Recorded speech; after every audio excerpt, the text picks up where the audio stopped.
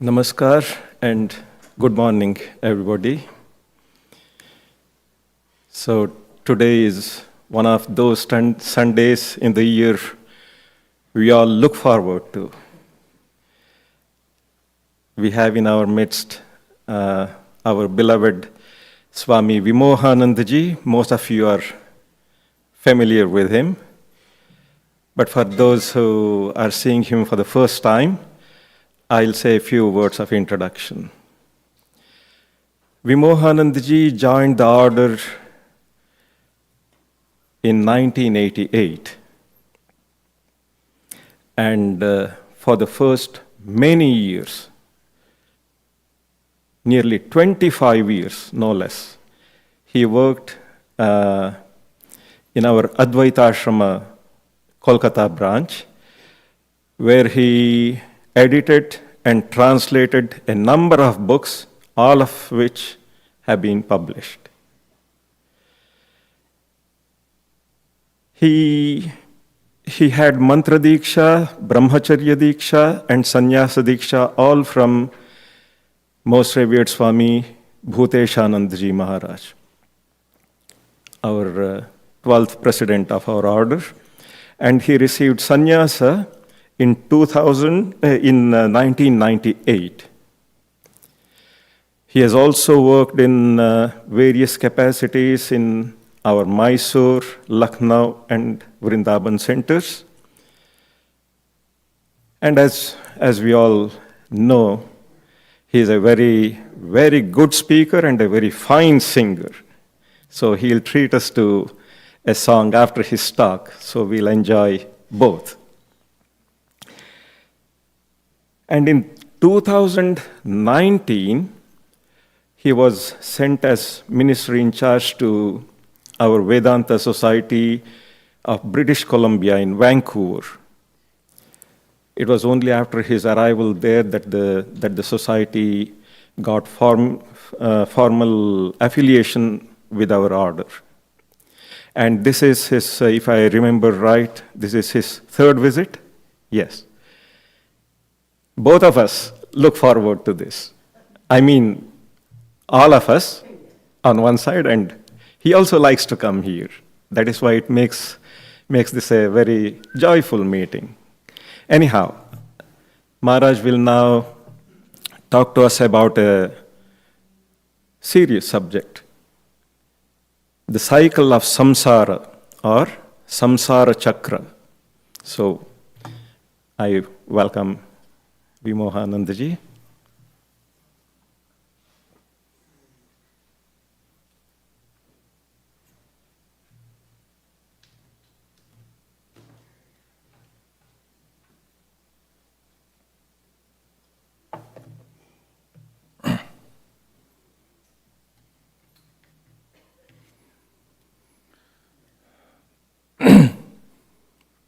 Can't express my joy at being here again. By God's grace, given this great privilege of being with revered monks and all of the wonderful devotees of the ashrama. I'm really grateful to Swami Atmajnananji Maharaj, who has kindly given me this opportunity once more. So before starting, we can do Pranam Mantra of Thakur. Om Sthapakaya cha dharmasya sarvadharma swarupini avatar varisthaya Ramakrishnaya te namaha.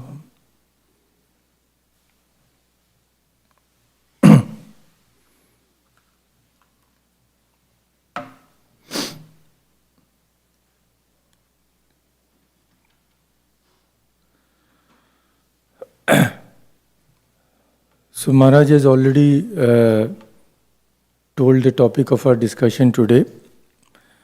Of course, there is hardly any Indian, any Vedantin who is not familiar with this world, Samsara,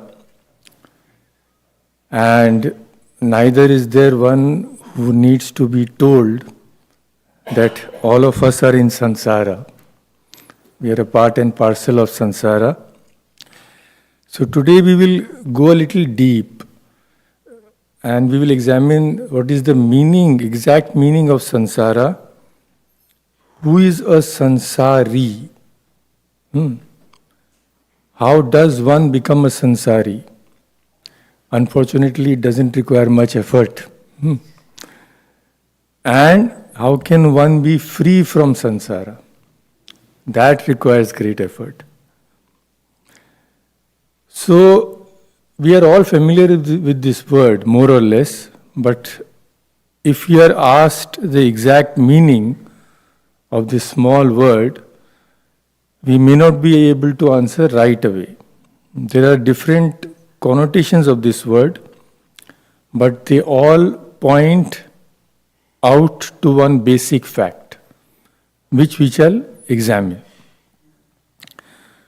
So first, in common or poetic usage, especially when householders use this word, samsara refers generally to what? You know best. Family life, household responsibilities, implying a life bound by social duties and emotional ties. So people often say, Maharaj, so many problems in this samsara. Our entire samsara will be ruined. Nothing will remain. So by the word samsara, they mean sons and daughters, husband, wives, wealth and prosperity, in-laws. All of this is considered samsara. In a broader sense, samsara can also refer to life in the physical world, especially one that is driven by desires, attachments. It then encompasses worldly pleasures, sufferings, relationships, and struggles, which bind us hand and foot. So this is the second meaning, so to say. Third, if we expand the idea still further, samsara is used more broadly to mean the totality of worldly life and human experience. This is how generally it is used in Vedanta, in a sort of technical sense. So here it is not just the individual cycle, but the entire realm of conditioned existence, in which everything is included, not only human beings. Human beings, plants, everything. The favorite expression, A Brahma Stambha Paryantam. So here Brahma means Hiranyagarbha or Brahma, first created being, so to say, right down to a clump of grass. Everything is included. Of course, the lower animals have no sense of bondage. But the difference between human beings and other kinds of jivas or animals is that human beings are aware of being a sansari, being under some kind of bondage. So these are the three connotations, and if we look at the practical sides, one of the meanings of samsara, which we may not like, is worthless. Sansara dhanva bhuvi kim saram amrishasi shansa adhuna shubhamate.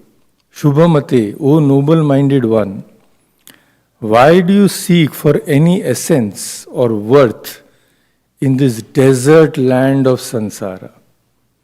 You are seeking water in a desert. So if you are seeking bliss and happiness in this samsara, it is like seeking water in a mirage. Now all these meanings are correct. One leads to another. And we shall see where they all ultimately lead to. But for that, we first have to delve deeper and again examine what the word actually means. These are the broad definitions. But we have to go right to the root, that is etymology. As we all know, all the words in Sanskrit are derived from roots. From that we can gauge an idea what is the meaning of the word. Samsara derives from the root Sri, to flow, with the prefix sam, implying what? Continuous flowing or wandering. There is no cessation of movement here. Nothing ever remains still in this conditioned existence. And this can be better understood by the Sanskrit word sansarana. Sansarana means movement, slipping away. So in Hindi they say sarakna. You put one thing, it will not stay there. Immediately it will slide. You try to catch hold of it there, it will not remain there also. There is continuous movement. So if a thing is here now, it goes to a different place the very next moment. So what a wonderful way of describing this conditioned existence. No one, not a thing here, stays in one place. This slipping, this shifting, things moving away from their place, even if one does not wish for it. This is called in Sanskrit sansarana. From that, it is the Samsara word, the same meaning. Bhagavan Shankaracharya says, Sansaranam Sansaram. So now we can understand this. What is Sansaranam? Sansara, because of the word Sansarana, which is always slipping, Sansara means that which constantly moves. In Samsara, a king does not remain a king, a minister does not remain a minister, even sometimes a scholar does not remain a scholar. One great saint told by way of teaching us, there was a great scholar in Varanasi. He had practically the whole of Shankaracharya's commentaries memorized at one time. He could have effortlessly analyzed complex grammar, but he lost his sanity one day. So he used to wander about in the streets of Varanasi speaking in Sanskrit, but now out of madness. So this is samsara. There is nothing you can catch hold of, nothing you can depend upon. Everything is in a flux here. Knowledge shifts, intellect shifts, wealth shifts, youth goes away. Does one realize this? Not in the beginning. Only when the black hair starts turning grey, one begins to understand. A great saint said, when the smoothness of the face disappears, then one realizes that the world is constantly moving. You cannot stop it.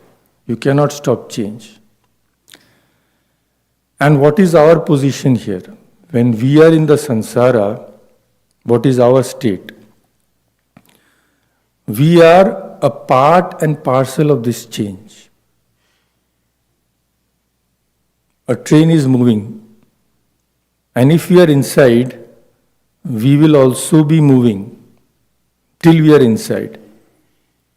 Though we may be completely separate from the train, but till we are in the train, we are connected with it. Once we leave it, everything is over for us. But till we are inside, we are as if tied to the train or any moving vehicle. If the train crashes, we will also be destroyed.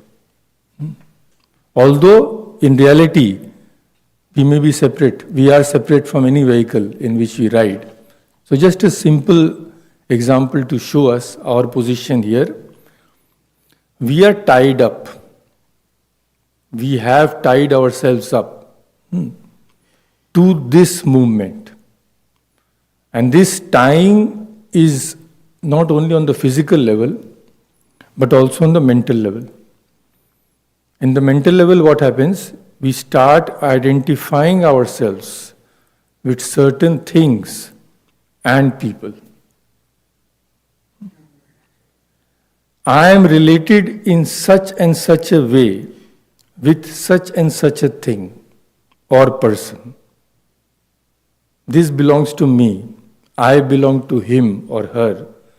This is how we identify ourselves with things on the mental level. Physically, nobody has tied us. So all the bondages are here. We have made this connection. If we examine it, we won't find any basis. But this connection has been made. The mind is tying us first with the mind and body, and then with everything connected with that mind and body. So where does this start? What do we first consider as I? From which there must be a root. From that root springs a tree.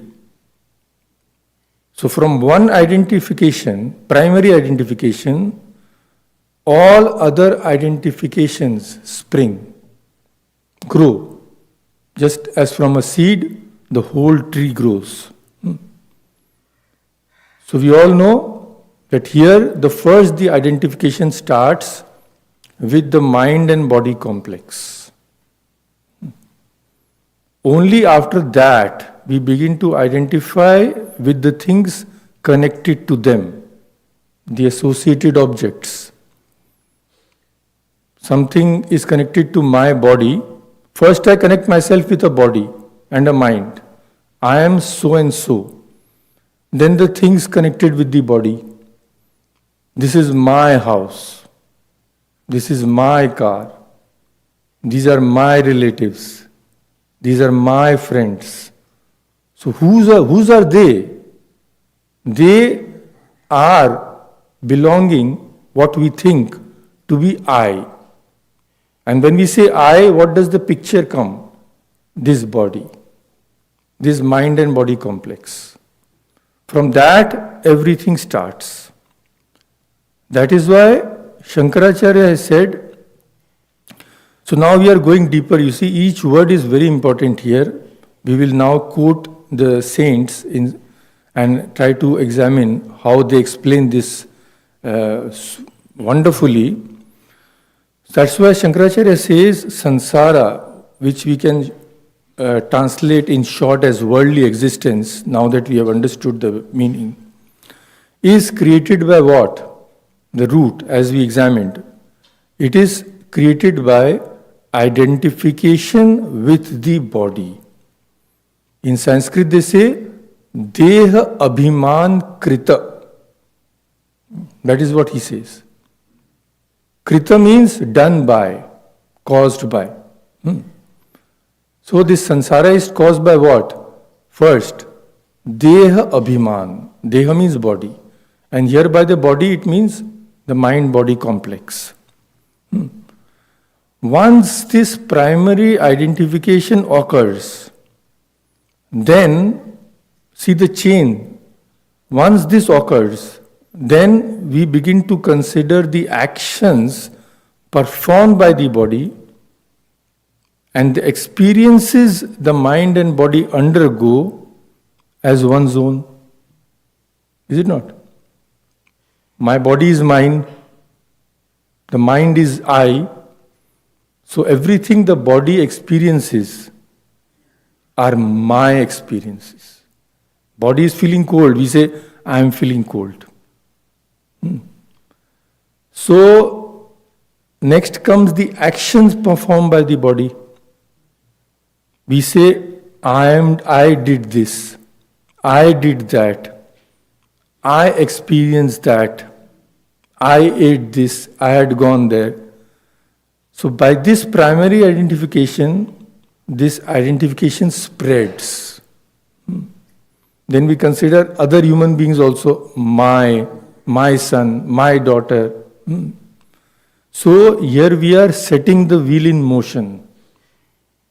One by one. The wheel maybe was like a pinpoint.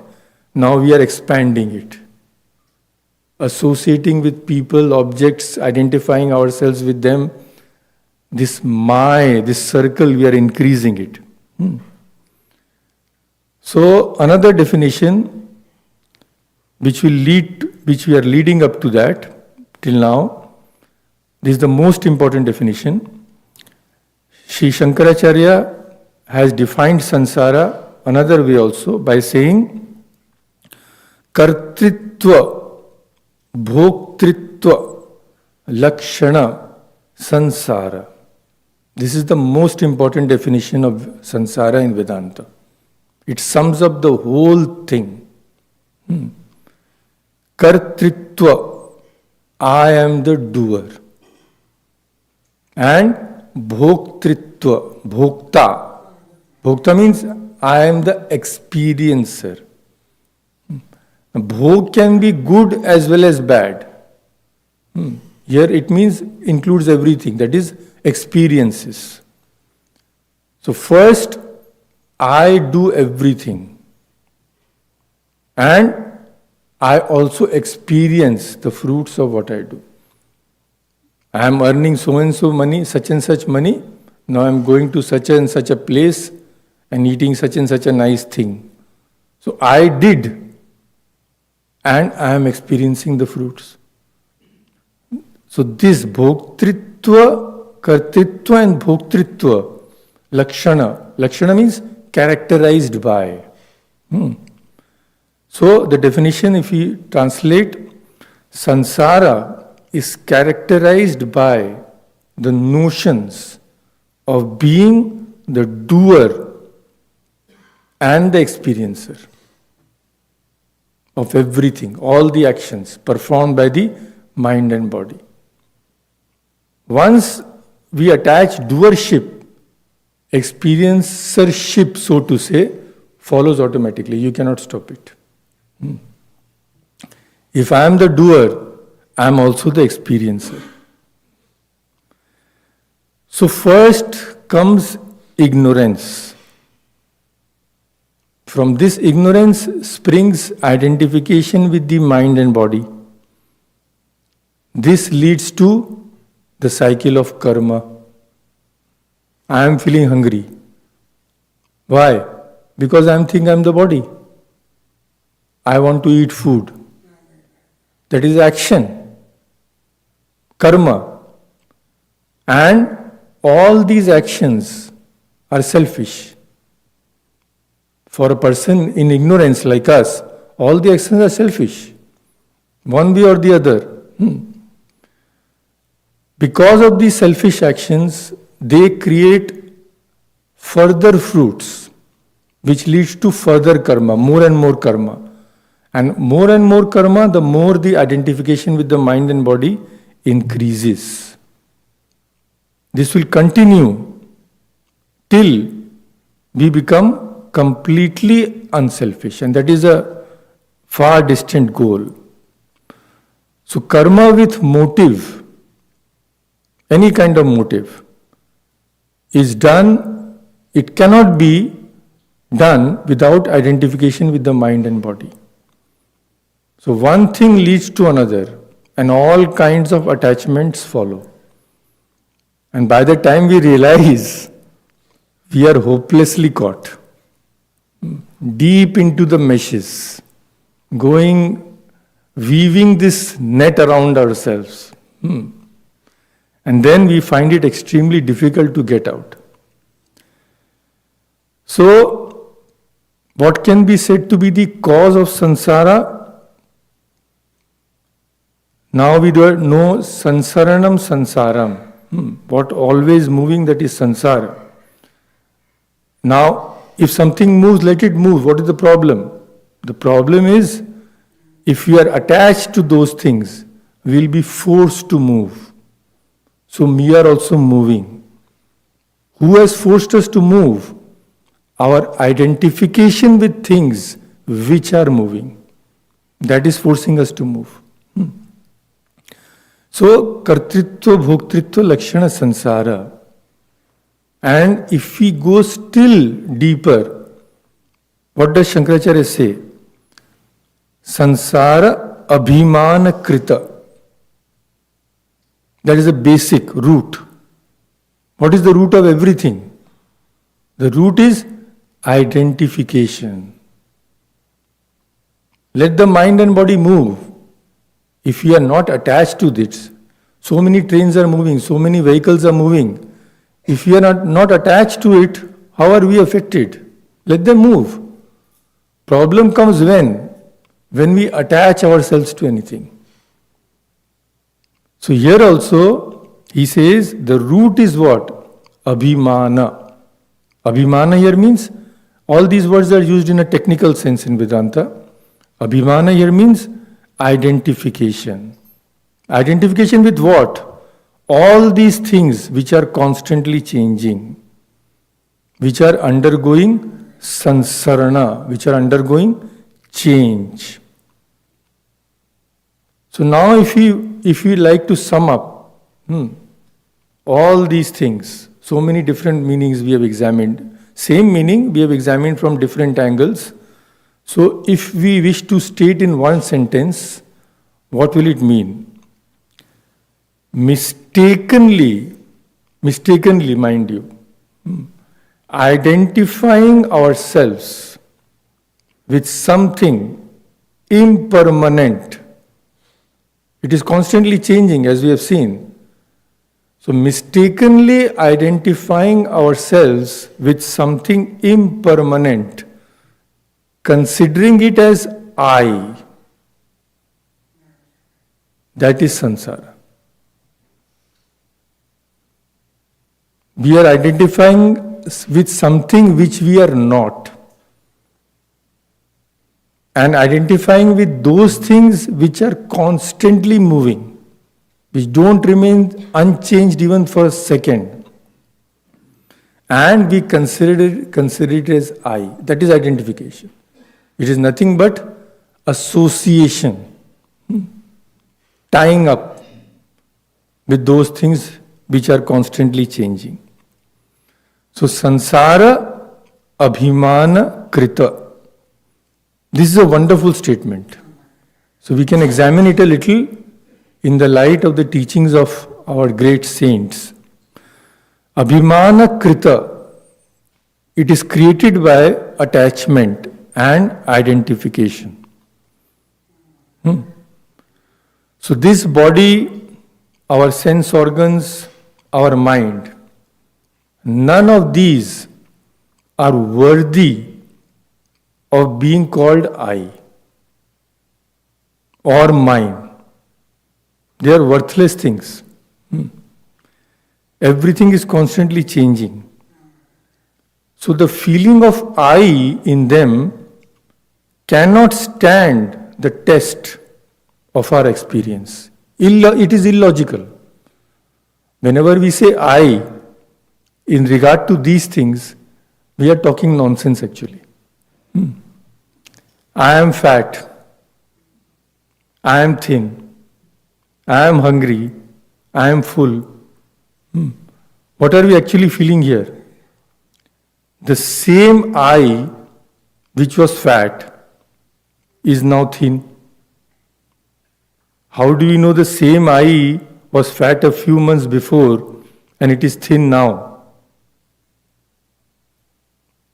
So what are we saying? Suppose we say a pot was red yesterday, but it is blue today. What does it mean? So the whole identification is a huge mistake. That's why he says in the definition, mistakenly identifying ourselves. And we, the ones who are victims of this mistake, this illusion, means one who considers the actions of the mind and body as their own actions, as the experiences of the body as their own experiences, one who gets tangled in these actions and experiences, such persons are called Samsari.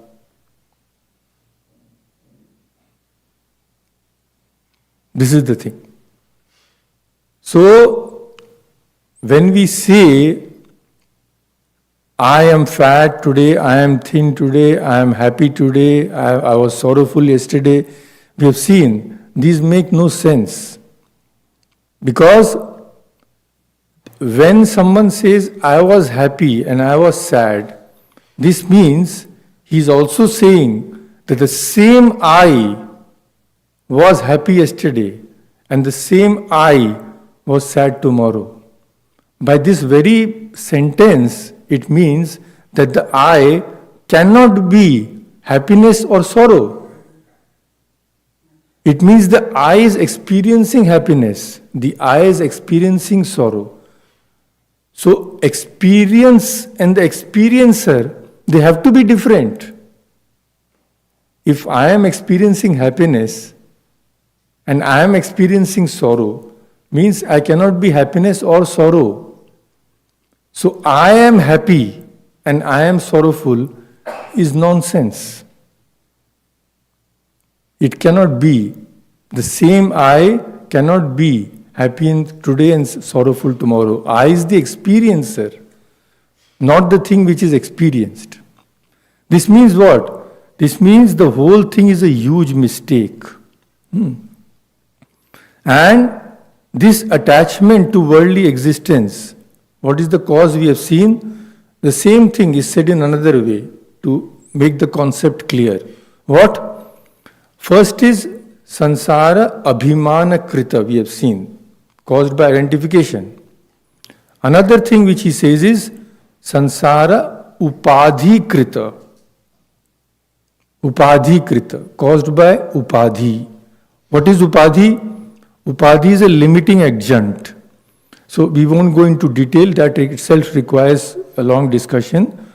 But basically, what is happening here, we are imposing upon ourselves the property of something else. Simple meaning. Crystal appearing red, a crystal appearing blue. If there is a red light, it appears red. If there is a blue light near it, it appears blue. So we say red crystal. The crystal has not become red. The red light is being superimposed on the crystal. So we say red crystal. The light goes away, the light will go away. Then the crystal will remain as it is. So this superimposition of properties of something else upon another thing is called upadhi. So samsara is upadhi krita. This sense of being worldly means what here? The properties of those things which are completely separate from us are being imposed upon ourselves. Same thing said in another way. The mind and body are in no way related to us. But because of this identification, the properties of the body we are relating upon ourselves. The properties of the mind we are relating to us. I am fat, I am thin, I am happy, I am sorrowful. What are these? These are qualities of the mind and body which are constantly changing. So when we say, I am this, we are imposing these upon ourselves. So, samsara abhimana krita. So when someone loses his money, what does he say? I am ruined. I am dead. How did he die? The money was lost, not his life. So what kind of death it is? It is death caused by the person's identification with his money. When money goes, he thinks his life goes. So the person can get so deeply connected with his existence, with his wealth, that if he is losing wealth, is equivalent to dying. That is what attachment causes.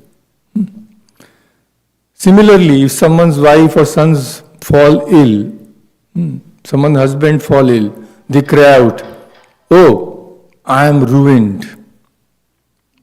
They may be hale and hearty, so how are they ruined?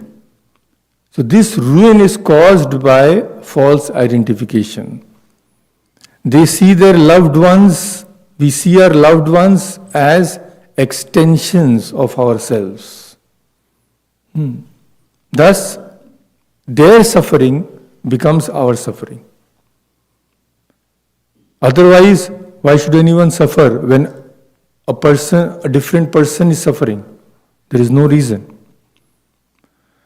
So all this starts with one's connection with the first, our subtle body, which is called the mind, then the gross body.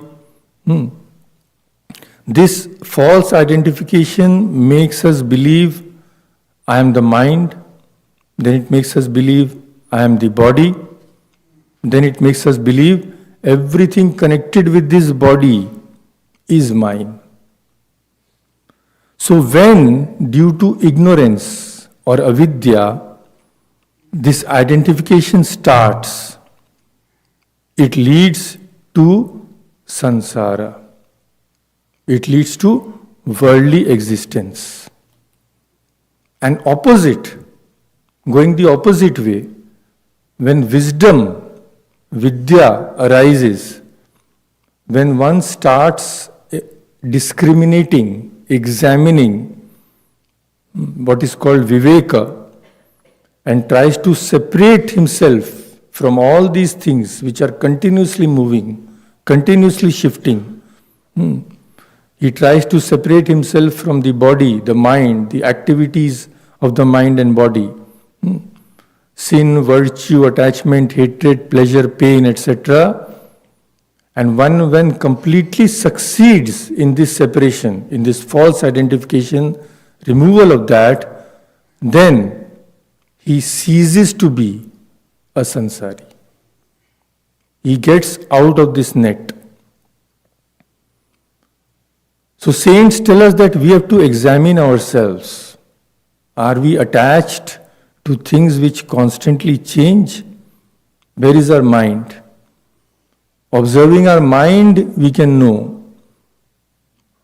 The rise of attachments and aversions will tell us whether the mind is stuck in this worldly existence, samsara, or it is trying to go beyond. So we have seen what is samsara, who is a sansari, who is in the worldly existence. Now we have to examine how not to be a sansari. So we have just said that samsara is used more broadly to mean the totality of worldly life and human experience. Not just the individual cycle, but the entire realm of conditioned existence. As the root Sri means passing, always changing. So where does this lead to? That till we are sansaris, we will never be at rest. Not a moment's rest, not a moment's peace. Why? Because we are identifying ourselves with things which are constantly moving. So we will be forced to move with them. We will continue to change our bodies, our place, our acquaintances. It will be aimless drifting. Here, there, tomorrow, another place. Wandering. It is called Brahmana, Samsara Brahmana means from one body to another body. There again form attachments, me and mine, laugh and cry, then take up another body. The same cycle starts again. So, in argument it can be said that how you can say that it will continue forever, one day we will die. with death everything will be finished. No, it will not be finished. Because by death, as we all know, the body, destruction of the body is meant. Death is just a change of body. We will continue to pass from body to body. It is an endless cycle. So, this cycle of samsara is called in Sanskrit Samsara Chakra. And it has been wonderfully explained in a very short, succinct way, concise way by the great Shankaracharya in his introduction to the Brihadaranyaka Upanishad. So after examining samsara, sansari, we can just see in a very short way, just the main points, very important points about this samsara chakra. There is no way of knowing all this. We cannot know all this. We cannot perceive all this. So the source is only one. What? The Vedas, the scriptures. And of course the great commentators help us understand their teachings. The Vedas are what? The Vedas are the greatest benefactor of humankind. The scriptures are the greatest benefactor. They have been compared to our mothers who wish only good for their children. So, Shankaracharya says the whole of the Vedas are devoted to only one thing. What? Setting forth the means of attaining what is good and avoiding what is evil. In one sentence, he has given the whole function of the Veda. Ishtasya prapti, getting what is good. Anishtasya parihara. That is the function of the Vedas. So in regard to what? Will the Vedas tell us eat this, don't eat that? No. For that the Vedas are not necessary. Our ordinary intelligence can gauge that because we are seeing those things. We are feeling the effects of those things. But in the things which cannot be seen, which are not within the domain of our sense organs, we have no way of knowing. So here the Vedas are the only source of our knowledge. So Ishta we know. Ishta means desirable, Anishta is undesirable. Ultimately, it leads to only one thing, pleasure and pain. So that is the point. These two are nisargata, he says, by nature. Every one of us wants to be happy. Every one of us desires to avoid misery. We are naturally inclined to these things. It need not be taught to us. So, Vedas tell us how to get happiness and get rid of suffering in matters which are not perceptible to our sense organs. So, what does it say first? It tells us first that you are not connected with this body. You are just residing in the body. Even if the body disintegrates, you won't be affected. You will go to another body. So this relation between different bodies and ourselves can only be known from the scriptures. Only then, when we have this idea that I am not this body, I am something else, will a person start thinking. Then he will think, nothing will end after death. I will get another body where I will reap the fruits of my karma again. So when a person starts thinking in this way, he becomes careful of his actions. Otherwise, the materialist says, everything will end with death. So you know the Charvak philosophy. Take a loan of $1 million, do what you like. After you die, who will be there to repay the loan? But when a person starts believing that he is not the body, his karma will follow him, then he starts examining his actions. So this is the starting point. But the cause of the desire to attain good and avoid evil, that is ignorance regarding the self. This is the main thing. Whenever Vedas are there, why? They tell us how to get happiness and avoid misery. He says this, Shankaracharya. But he also says, my friend, the very fact that you are trying to be happy and you are trying to avoid misery means you are in ignorance. You think you are the mind and body. You are the doer and experiencer. So in the beginning it is okay. You try to get happiness and misery till you are... But ultimately, without getting rid of this ignorance, you will not get perpetual peace. You will be running in this cycle of happiness and misery only, because the very fact that you want to be happy and avoid misery means you are identifying yourself with the mind and body, means you are ignorant. So go to the root, remove this ignorance itself. That is what Vedanta teaches us. And what is the how to remove ignorance? Ignorance can only be removed by one thing, knowledge. So knowledge regarding your true nature will cut this cycle once and for all. It will cut the root. So these are the steps. Cause of the desire to attain good or avoid evil is ignorance. What is the result of this ignorance?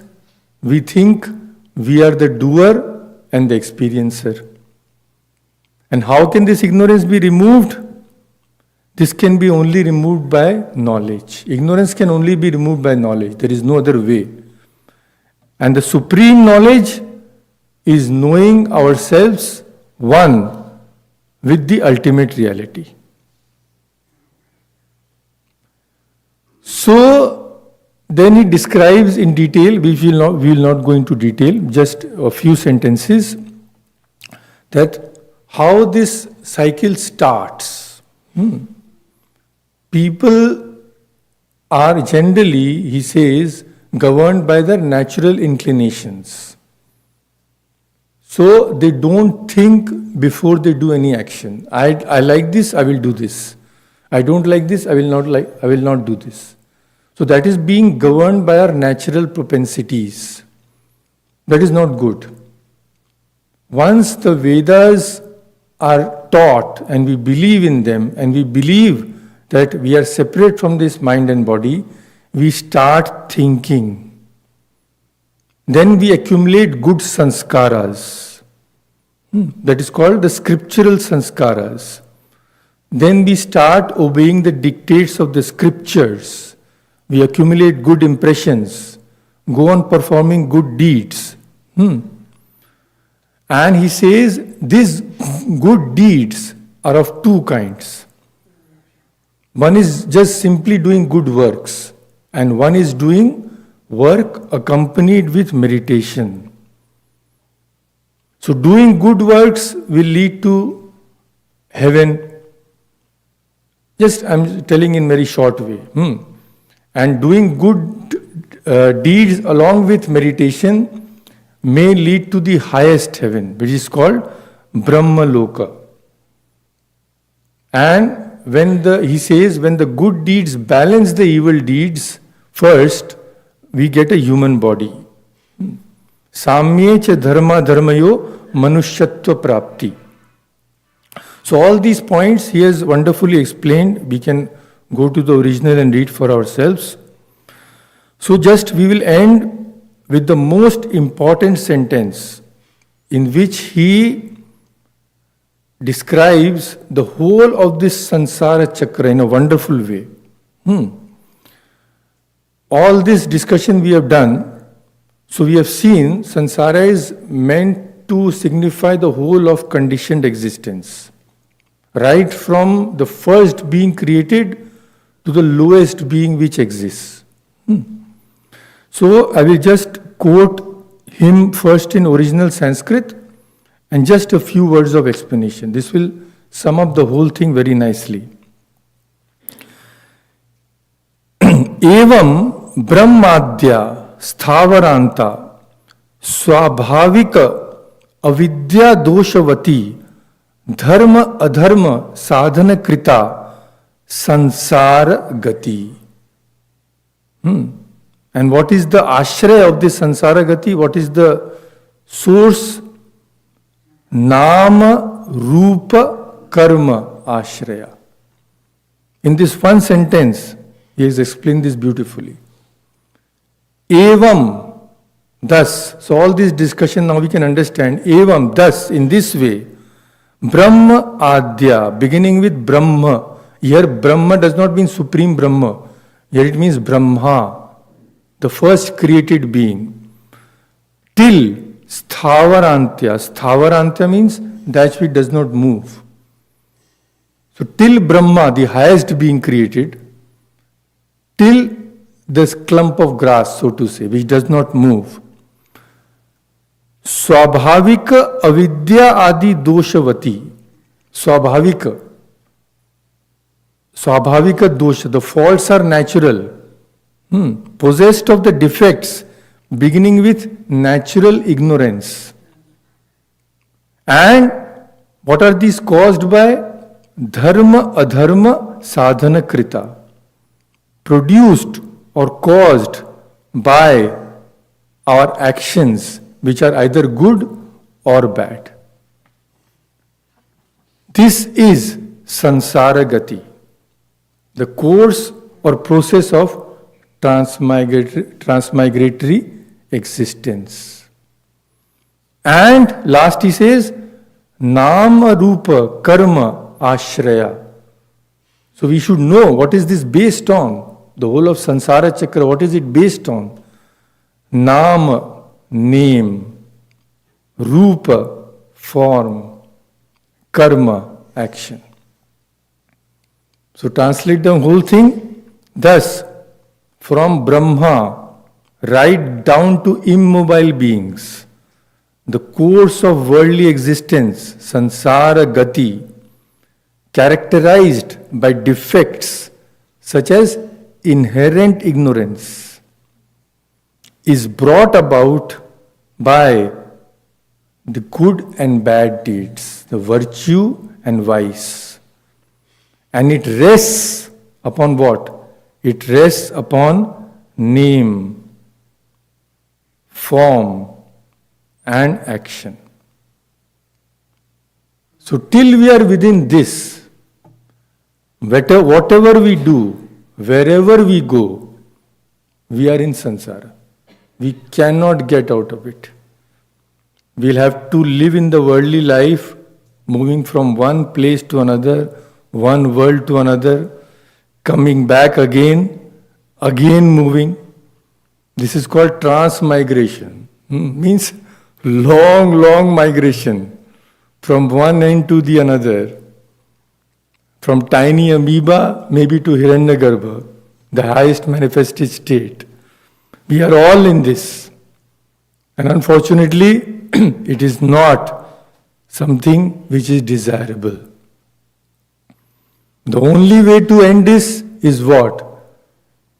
To end the root, burn the root, the ignorance. That can be only burnt by one thing. That is knowledge. Knowledge of what? Knowledge of our true nature, in other words, knowledge of God. So gaining spiritual knowledge alone can end this moving from one place to another, being happy tomorrow, miserable yesterday, always searching for stability, peace, security, but never finding it. Why? Because we are attaching ourselves to things which are constantly moving, and we are being forced to move with them. So saints and sages have told us again and again, that is why, my friend, till we go on like this, till we go on searching in this mundane world, empirical existence, for rest, for peace, ultimate peace, you cannot get it. By nature it is impossible. The only way is to destroy this false identification with the supreme knowledge and regain, so to say, your real nature, which is not separate from God or the supreme reality. Om Shanti Shanti Shanti Hari Om Tat Sat Shri Ramakrishna Arpanamastu.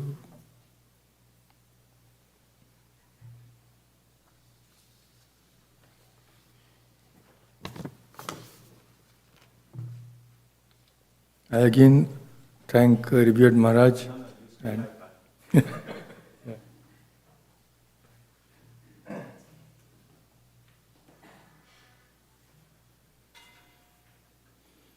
So this is what true scholarship is.